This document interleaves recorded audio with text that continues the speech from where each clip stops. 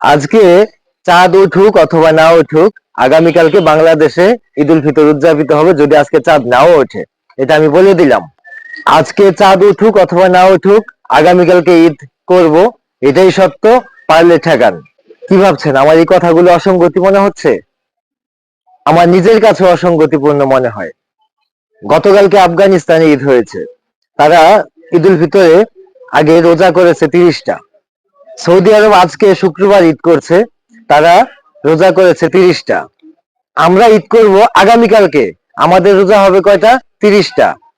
Saudi আরব ঈদের দিন জুমা পেল, আমরা পেলাম না কেন? চাঁদ একটা, সূর্য একটা, রাসূল একটা, আমাদের সৃষ্টিকর্তা একজন, আমাদের কোরআন একটা, চন্দ্র একটা, সূর্য একটা। আমাদের ঈদ কেন বৃহস্পতিবার, শুক্রবার, শনিবার হচ্ছে? সারা পৃথিবীতে একই দিনে তো ঈদ হওয়ার কথা।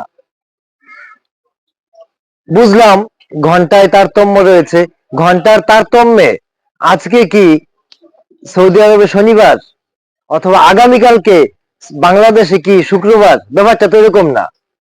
আফগানিস্তান যেই দিন বৃহস্পতিবার, বাংলাদেশে ওই দিন বৃহস্পতিবার, সৌদিতে একই দিনে বৃহস্পতিবার।